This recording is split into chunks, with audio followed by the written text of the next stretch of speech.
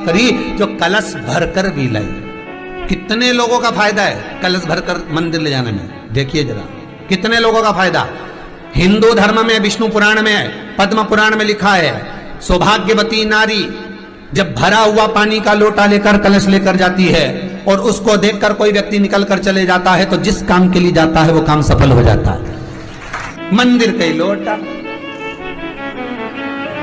मंदिर का ही पानी, सिर पे पल्लू लेके हर हर महादेव, बस शिव जी के चढ़ा रही और इतने प्रेम से रिझा रही। अब फ्री का पानी था तो एक लोटे में मन भी नहीं माने। अरे करा तो भगवान के सम्मुख में पहुंचकर अगर आप जल का पात्र भी लेकर जा रहे हो, भरा हुआ लेकर जा रहे हो, तो कितनी प्रसन्नता की बात है।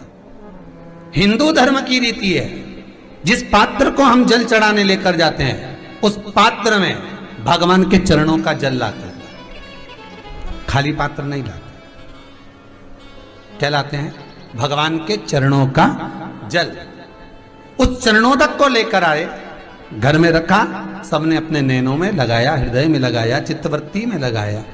खाली पात्र हम लेकर वापस नहीं आ रहे हैं।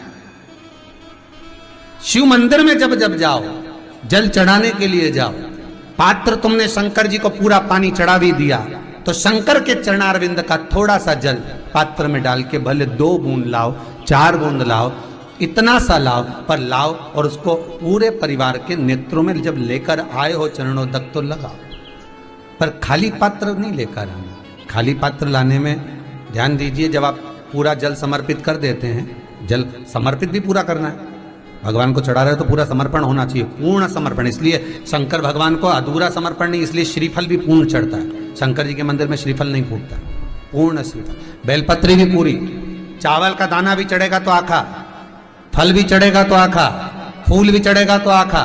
भगवान को कोई चीज खंडित नहीं चढ़ती, शिव जी को जल भी चढ़ेगा तो पूर्ण। जिस जल को चढ़ाने के लिए लेकर गए उसको बचा कर नहीं लाना है शिव मंदिर में से, संपूर्ण भाग, क्योंकि भगवान के चरण की रज जब हमारे घर में प्रवेश करेगी तो हमारा आत्म कल्याण तो स्वतः ही हो जाएगा। शिव करुणा कर ही देंगे। पर कई लोगों की आदत रहती है, और आपने भी गलती करी होगी, गए होगे, चढ़ा कर भी आए होगे, पूरा पानी भी उंडेल कर आए होगे, चढ़ा भी दिया, छोड़ भी आए, पर लेकर नहीं आए होगे। कई लोग गलती कर जाते हैं और फिर बाद में कहते हैं हम तो इतने साल से पूजन कर रहे हैं, भगवान हमारी सुन ही नहीं दिया। तो भगवान के मैं तो तैयार बैठा, पर तू नवा के चली जाए, लेके तो कहीं जाए।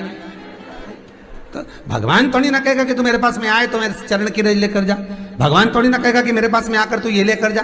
भगवान तो कहेगा मेरे पास में आया है, मांगना कुछ मत, बस मुझे जो स्नान कराया है मेरा चरणोदक लेकर जा, छीट दे पूरे घर में, संपदा भरना मेरा काम है। जहां मेरी चरण की रज पहुंच गई वहां संपदा स्वतः पहुंचती है, मैं वहां पहुंच जाता हूं। तो चरणों तक ले जा, पर लोग ले जाते हैं, पूजन करते, कलश भी उंडेलते, जल भी चढ़ाते, पर आते समय खाली लेकर आ जाते। भगवान को इतना बुरा लगता, मेरे दरवाजे से खाली जाए, मुझे कितना बुरा लगेगा। जो आए वो भर कर जाए, भले 2 बूंद लेकर आओ, पर उसमें चरणों तक थोड़ा सा लेकर अवश्य आए।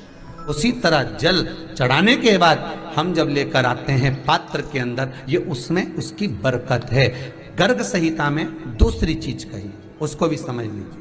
गर्ग संहिता में कहा गया, जब आप घर से जल लेकर जाते हो भरकर, तो ये सृष्टि की जितनी नदियां हैं, पृथ्वी पर जितनी नदियां विद्यमान हैं, जितने तालाब, जितने सरोवर, जितने कुंड, जितने विराजमान हैं, उन सारे तीर्थों का जल जब आप घर से लेकर निकलते हो तो वो तीर्थ का संपूर्ण जल आपके कलश में आ जाता है।